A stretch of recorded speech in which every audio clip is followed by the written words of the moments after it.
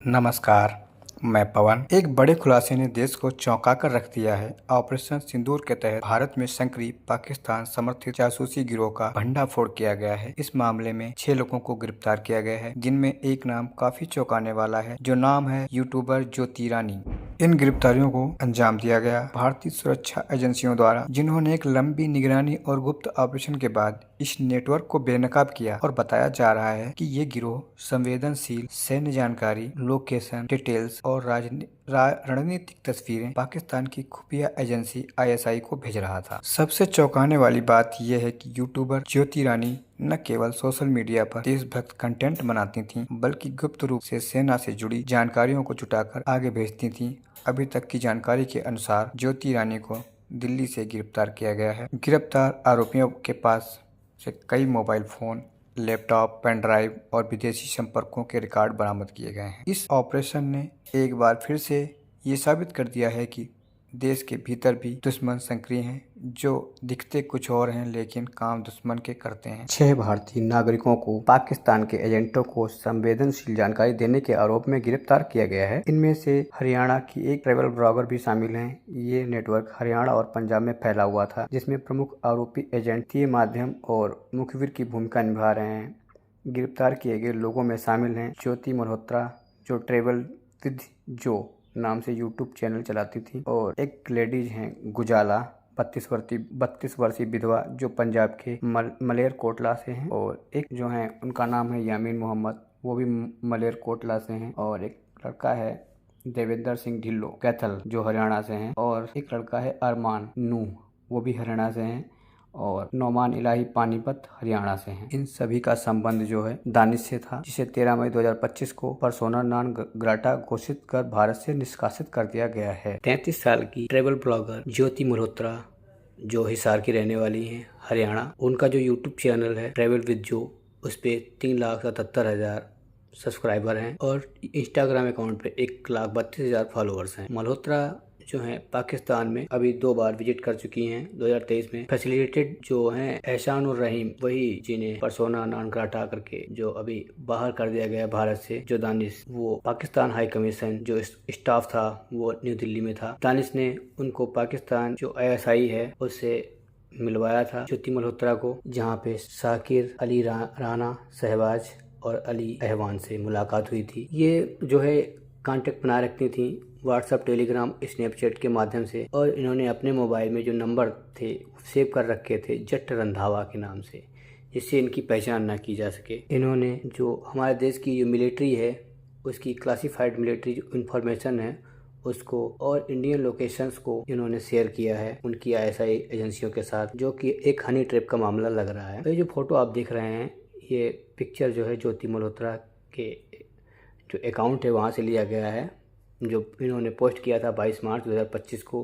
इसकी जो लोकेशन है वो पाकिस्तान हाई कमीशन की है। और इसमें आपको 2 और ब्लॉगर दिख रहे हैं, जो हैं यात्री डॉक्टर और जसवीर सिंह महाल। और जो ज्योति मल्होत्रा ने माना है कि उन्होंने सेंसिटिव इन्फॉर्मेशन पाकिस्तान की जो खुफिया एजेंसी है उनके साथ शेयर किया है। ये बहुत ही गलत काम किया है इन्होंने, जो हमारे देश के साथ खिलवाड़ करने का काम कर रहे हैं। दोस्तों, आपको क्या लगता है कि जो हमारे यहाँ सोशल मीडिया है, सोशल मीडिया के माध्यम से भी हमारे देश में बहुत से दुश्मन जो हैं भरे पड़े हुए हैं, जो हमारे देश की सारी जानकारी दूसरे देशों को दे देते हैं। कि उम्र जो है 31 वर्ष है, वो पंजाब के मलेरकोटला की निवासी हैं। एक विधवा के रूप में वो आर्थिक और व्यक्तिगत रूप से बेहद असुरक्षित थी। जांच एजेंसियों का मानना है कि इन्हीं कमजोरियों का फायदा पाकिस्तानी खुफिया एजेंसियों ने उठाया है। 27 फरवरी 2025 को गुजाला पाकिस्तान उच्चायोग नई दिल्ली पहुंची, जहां उन्होंने वीज़ा के लिए आवेदन किया। वहीं उनकी मुलाकात दानिश नामक व्यक्ति से हुई, जिसने कथित रूप से उन्हें वित्तीय सहायता और शादी का झांसा देकर जासूसी नेटवर्क में फंसा लिया। ये तरीका हनी ट्रैप के नाम से जाना भी जाता है। गुजाला ने कबूल किया कि उन्होंने दानिश के साथ भारतीय सेना की गतिविधियों से संबंधित गोपनीय जानकारी साझा की, जिसमें सैन्य ऑपरेशनों को खतरे में डालने का विवरण भी शामिल था। वित्तीय लेन देन के तहत दानिश ने गुजाला को 2 बार UPI के माध्यम से कुल मिलाकर 30,000 रुपये ट्रांसफ़र किए, जिसमें 10,000 रुपये 7 मार्च को और 20,000 रुपये 23 मार्च को। ये भुगतान फ़ोनपे और गूगल पे जैसे ऐप्स के जरिए संदिग्ध खातों में किए गए, जिससे मनी लॉन्ड्रिंग या अन्य एजेंटों का भुगतान संदेह है।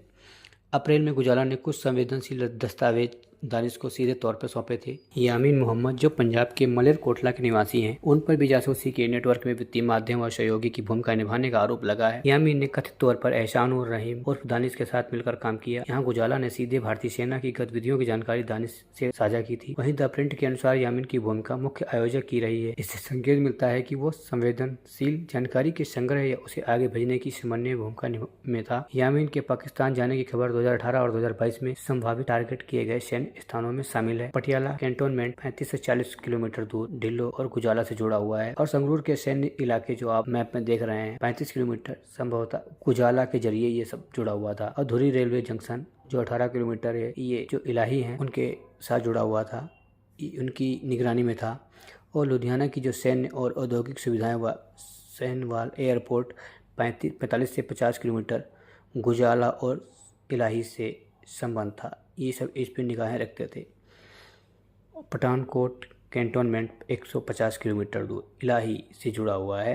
ये सब इस पे मतलब चारों तरफ से पूरा जो हरियाणा और पंजाब है, इस पे जो पाकिस्तान की जो ISI एजेंसी है वो इन लोगों के माध्यम से भारत के इन स्थानों पर अपनी निगरानी रखती थी। इन जानकारियों से यामीन मोहम्मद की संलिप्तता एक संगठित और गहरे जमाए हुए जासूसी नेटवर्क में प्रतीत होती है, जिसका मुख्य उद्देश्य भारतीय सैन्य गतिविधियों की जानकारी को लीक करना था। और ये जो है देविंदर सिंह ढिल्लन, इनकी जो उम्र है वो 25 वर्ष है। ये एक रेजिडेंट, ये भी एक आरोपी हैं। कैथल डिस्ट्रिक्ट के हरियाणा से बिलोंग करते हैं। ये पॉलिटिकल साइंस मास्टर स्टूडेंट के छात्र हैं जो खालसा कॉलेज से पढ़ाई कर रहे हैं। इन पे जो पहले से निगरानी थी, क्योंकि इन्होंने पिस्टल और गन्स की फोटो जो है फेसबुक अकाउंट पे पोस्ट की थी। ढिल्लन जो ने पाकिस्तान में नवंबर 2024 में करतारपुर साहिब जो कॉरिडोर है वहाँ जाते हैं सब माथा टेकने, तो वहीं इनकी मुलाकात जो है ISI एजेंट से हुई थी। इन पर भी आरोप लगा है कि जो सेंसिटिव मिलिट्री इंस्टॉलेशन है including photo and Patiala military cantonment, इनकी इन्होंने जो फोटोज हैं, इसकी जो जानकारियां हैं उन्होंने शेयर किया है। अरमान का जो एज है वो अभी भी नहीं मिल पाया है। ये नूह के इलाके जो हरियाणा में है वहाँ से बिलोंग करते हैं। वहाँ के जो लोकल जर्नलिस्ट हैं उन्होंने क्लेम किया है कि ये जो किसान सरपंच हैं उनके बेटे हैं। अरमान पे भी आरोप लगा है कि इन्होंने sensitive military information with Pakistan operatives via WhatsApp including photo and defence expo 2025, इन्होंने जो मिलिट्री की इंफॉर्मेशन है वो साझा की है। मेजर इंडियन मिलिट्री एक्सहिबिशन, जैसे जो हमारे इंडिया की जो मिलिट्री है उसको नुकसान हो सकता था। और image found on his phone, इनके जो फ़ोन में कुछ फ़ोटोज भी मिली हैं जो डिटेल के साथ preparation and equipment potential compromising national security, जो ये दर्शाती हैं कि इन्होंने जो हमारे देश की सुरक्षा की जानकारी है वो लीक की है। अरमान जो हैं वो क्या करते थे? अरमान हैं, इनके साथ जो इनका काम था वो इंडियन सिम कार्ड जो हैं ISI ऑपरेटिव्स को डिलीवर करते थे, जिससे जो कम्युनिकेशन जो है आराम से हो सके, कोई किसी भी जांच के दायरे में ना आए और रुपए ट्रांसफ़र करने के माध्यम में कोई दिक्कतें ना आए। नौमान इलाही, इनकी एज जो है 24 साल है। ये बेगमपुरा मोहल्ला कैराना उत्तर प्रदेश के रहने वाले हैं। ये जो एक प्राइवेट कंपनी है उसमें कंबल बनाने की उसमें काम करते हैं पानीपत में, जो सेक्टर 29 इंडस्ट्रियल एरिया है।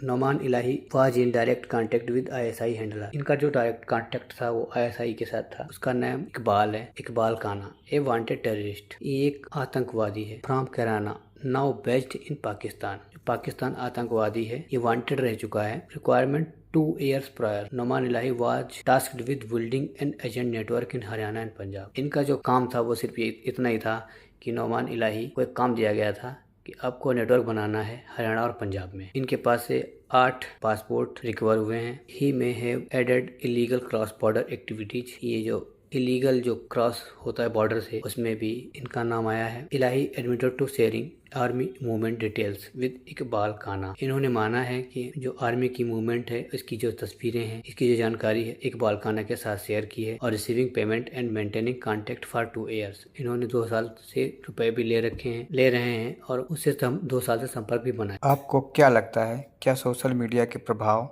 और डिजिटल स्पेस में देश की सुरक्षा को लेकर नए खतरे खड़े हो गए हैं? अपने विचार कमेंट में ज़रूर बताएं। वीडियो को लाइक और शेयर करें और चैनल को सब्सक्राइब करना ना भूलें। जय हिंद, जय भारत।